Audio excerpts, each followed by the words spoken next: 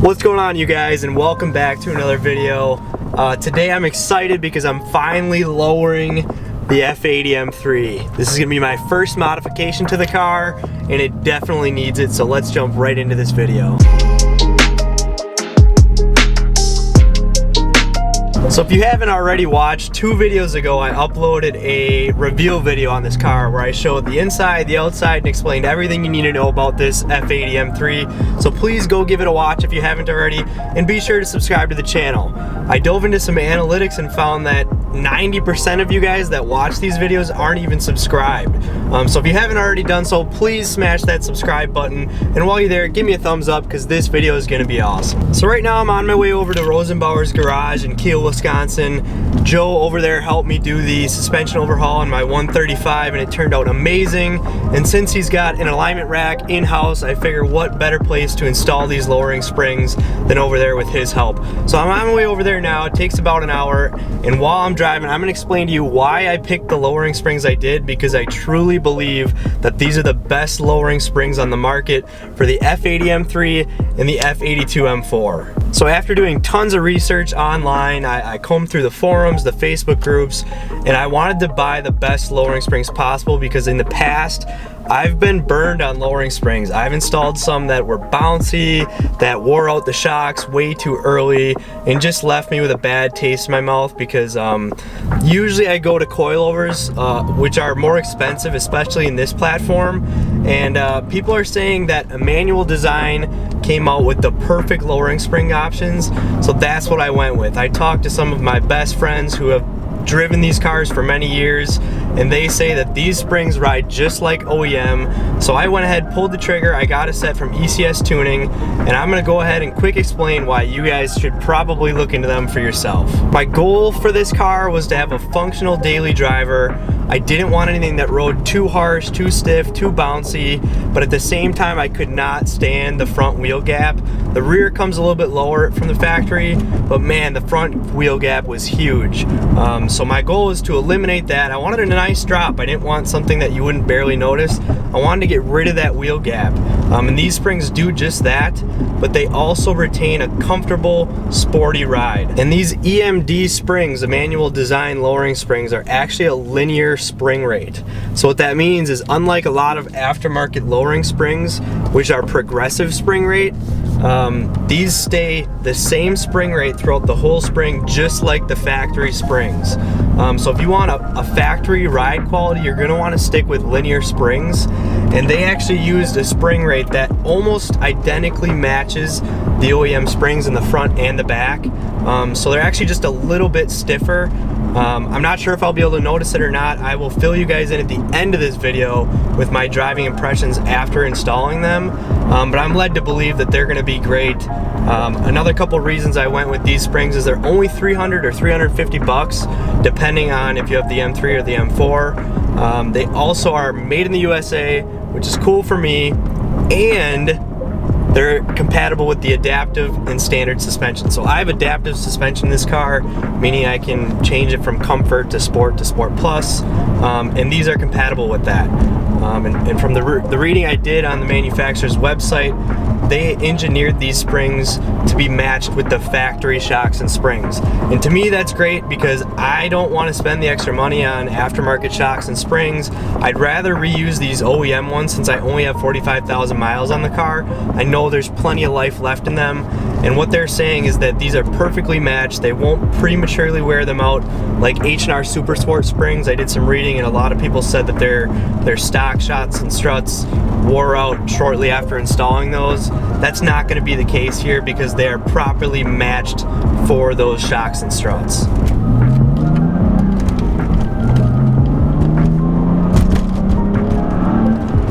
Now I will say that this car, I mean, it rides pretty stiff from the factory, which is good. It's a sports car, it should. It's not a super luxurious car, and if that's your sort of thing, you should be in an M5.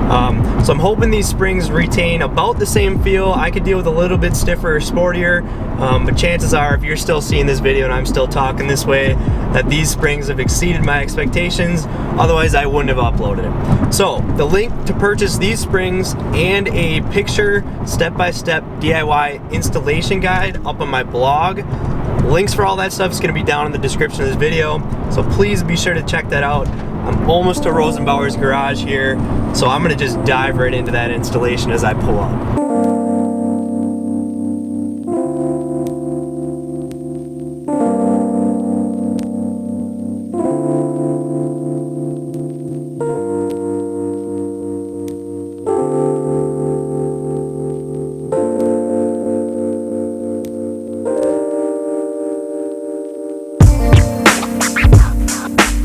Funny, I pull up and go in, and what do you know, Joe's got 4 1 series here right now that they're working on.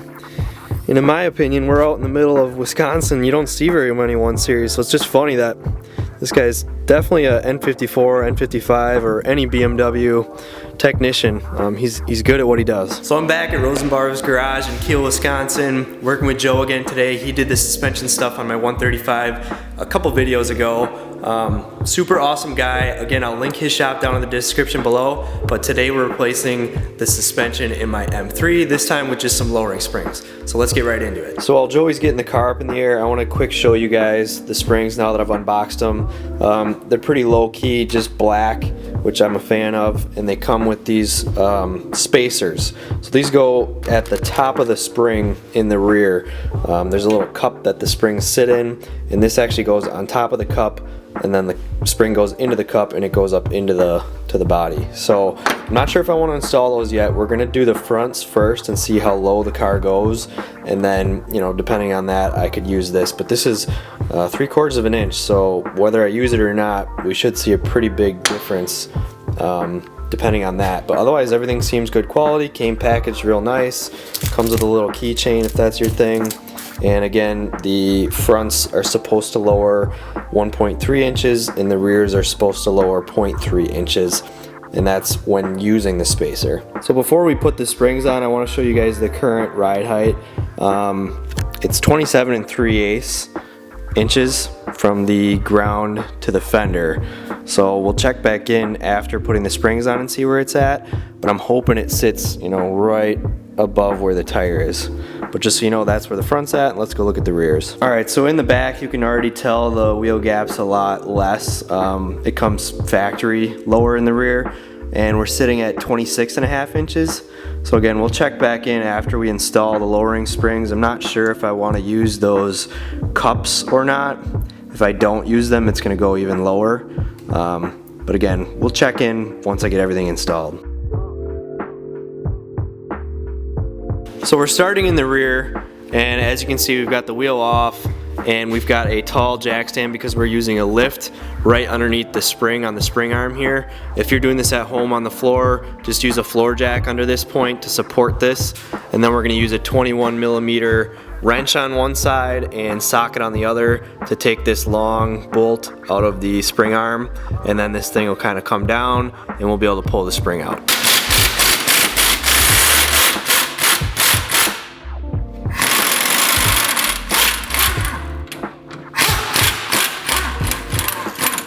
So as you can see, we just took out the bolt holding in the spring arm, but before we lower the jack, there's a headlight leveling sensor in the driver's side rear, and to undo this, it's just a 10mm socket on this end, then this arm will be detached from the spring arm.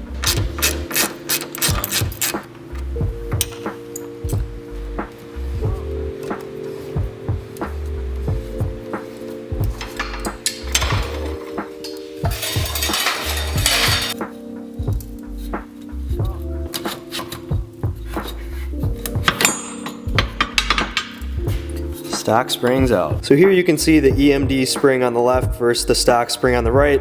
It is a bit shorter, and we're actually going to reuse the stock rubber top and bottom spring isolators and just transfer them over onto the EMD springs. Like I said before, this kit comes with these pucks, but we're going to leave them out for now. I want to see how it looks with just the spring installed, and if it's too low, we'll revisit and add these back in. All right, so the rubber pieces are on the aftermarket spring, and now we're gonna go ahead and drop it in there.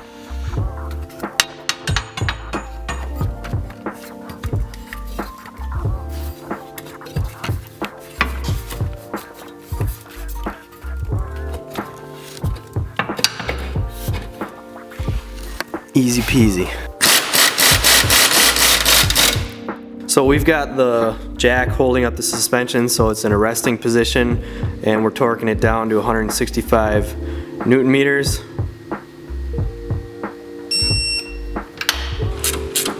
Make sure to reconnect the headlight leveling sensor, and then the rear is finished. Super easy. You guys can definitely do this at home, either in your own garage using floor jacks or a lift. Now let's move on to the front. So in the back of this panel, there's just 3 quarter turn nuts. You just loosen those 3, they're 10 millimeters. And then there's also a little push pin connection here. My car's actually missing this, so this will just come out, but those push pin connections look like this. And you get a little pry screwdriver or pry tool in there and pop those out to remove this whole front cowl. Now with the front cowl removed, we got to remove this little cover over the top of the front strut. So there's an adaptive suspension controller that Joey disconnected there. And remove the push pin from right here.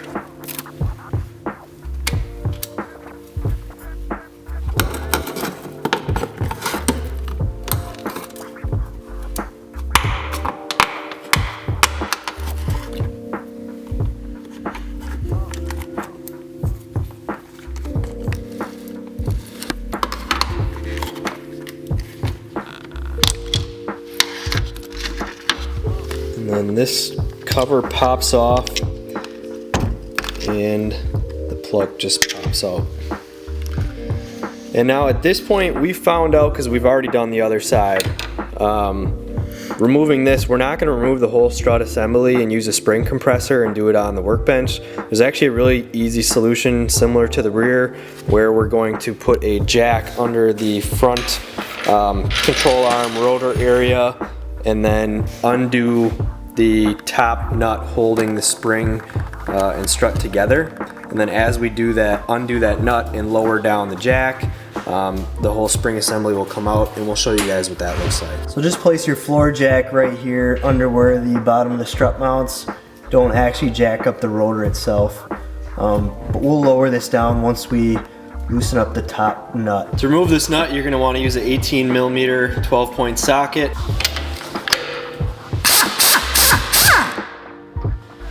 So now that we loosen the 18 millimeter nut, we've got a jack with tension on the suspension, and we can slowly lower that. I think we're gonna have to disconnect the sway bar end link, so I'll show you guys that now. There's a sensor on the left side of the strut. This just pulls off. Obviously I just already had it unclipped, but that comes off of there, and then we'll wanna pull this off of the mounting point there, so that when we pull the strut out, that's not getting caught. The sway bar end link's back here. What size is that, Joey? It's a 16. 16 mil there. And again, at the bottom, there's a headlight leveling sensor down there. We're gonna disconnect that as well, just to be safe. This is the nut from the sway bar end link. And this just pulls off to the side. It's important that you hold the joint with a 9 millimeter wrench while you're loosening the 10 millimeter nut. We also disconnected these brake sensor wires, and now Joey's gonna lower the jack slowly, and you guys are gonna see how the spring and the whole assembly drops down. And then we'll be very careful when pulling it out the fender not to scratch the inner fender liner, but the whole assembly should be able to, oh, you're caught up.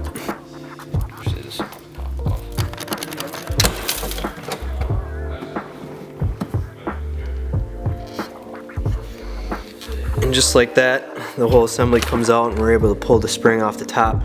without actually having to pull the strut out, saving us time there and not having to use the spring compressor. Now we'll just drop the EMD spring on and put it right back together.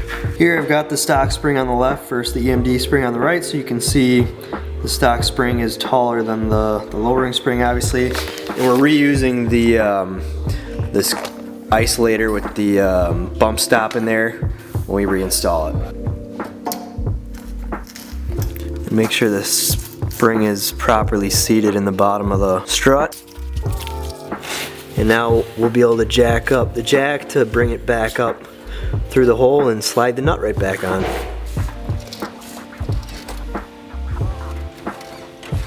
So we're going to use an impact to tighten up that top nut. It's actually what the manufacturer recommends, because if you use a ratchet, the whole strut, the rod will just spin, where the impact has kind of a hammering force, and it's going to just tighten the nut without excessively spinning the strut rod.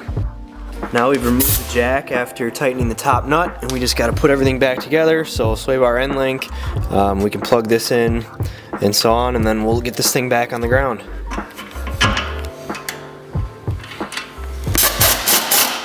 We're all buttoned up on the bottom side here, so the new spring is in, the sensor's plugged back in, the brake lines are connected again, the headlight leveling sensor down there is connected, and we've got the sway bar end link tightened back up. So we're ready to rock here. We just got to put everything back on the top side of things.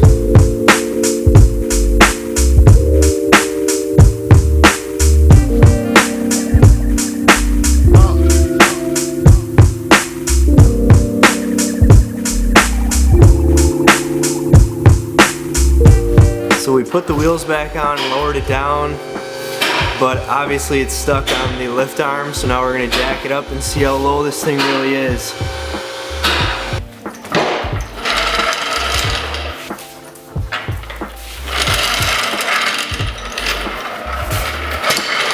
So one of the perks of going to Joe at Rosenbauer's garage is he's got a Hunter alignment rack in-house.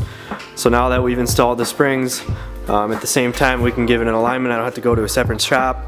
Obviously in an ideal world we'd probably want to let the suspension settle for a couple days or weeks and then get it aligned, but we did just take it for a nice hard drive, and I think it's about as settled as it's going to get for now, so I'd rather just get it taken care of all in one shot.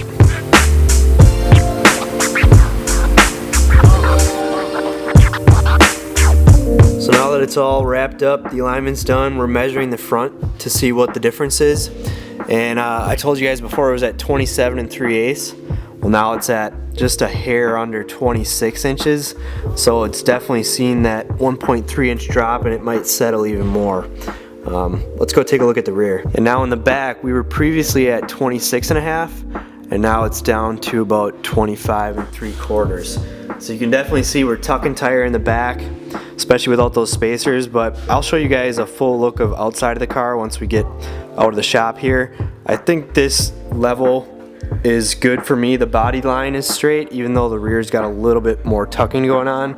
I'll see how it settles, but for now I'm happy that we did not use those spacers.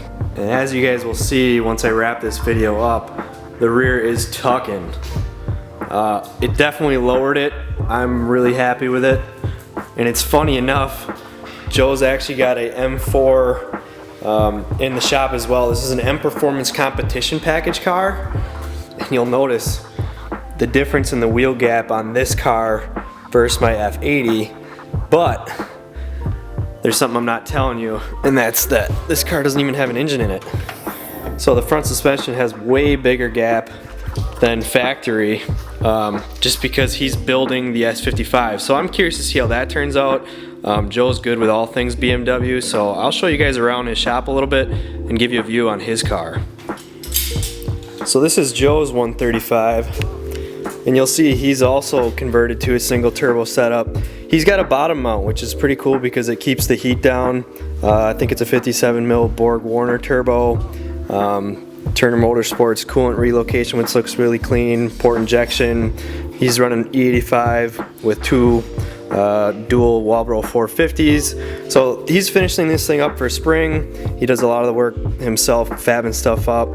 It's a pretty unique setup, even with the scavenger pump. The 4-star wheels look really nice on it. LSD, he's got a lot of suspension upgrades. So it's a pretty unique build that you definitely don't see all the time, being bottom mount.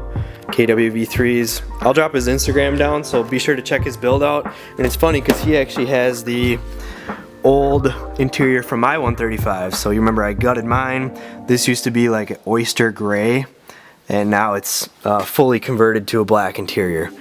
So pretty cool.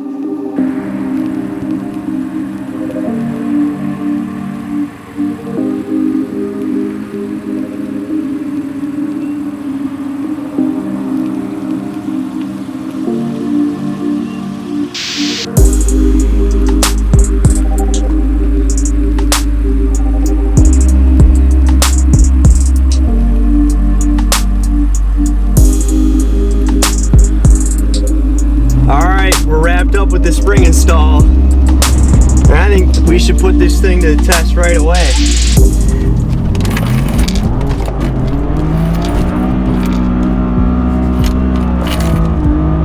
Woohoo, baby!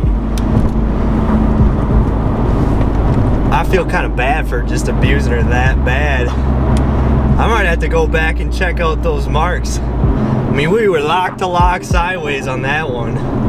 Just burning tire. Alright, I don't know if you guys can see this.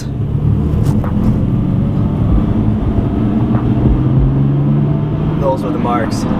So now that I'm done being a hoonigan, I put a couple more miles on this car. I'm getting back into town. These roads are a little rough. And I gotta say, if you didn't tell me someone put lowering springs on this car, you would have no idea. It's not bouncy, it's not race stiff, it's perfect. Honestly, it feels just like OEM, I'm not even lying. If anything, it's supposed to be slightly stiffer, but I have absolutely no complaints about it. The ride height turned out perfectly, and the ride quality is amazing. And by the way, I have no affiliation with EMD, a manual design, no sponsorship, there's no discount I have. I am just bragging about these springs because they are truly awesome. I would genuinely recommend them with no bias. They are just that good. I also gotta say, these springs just feel more planted. The ride's not a whole lot different, but there's no floaty feel. Before, on OEM springs, I don't know if it was just because the front was a little higher off the ground, but it had this kind of floaty steering feel in the front, at least that I picked up. And I don't feel that anymore. I feel like this car is connected to the ground. It doesn't ride any better or worse, but it's more connected. If you have any questions about these springs, other springs, the installation process, or maybe any other BMW question, please drop a comment down below. Otherwise, you can find me on Instagram at Jake Spence. Send me a DM and I will reply because I love talking to you guys. This just brings me so much joy making these videos and interacting with you guys. So please, if you made it this far into the video, just subscribe. You're watching my videos, just subscribe. And if you could, give me a like. And until the next video, I will see you guys later. Peace.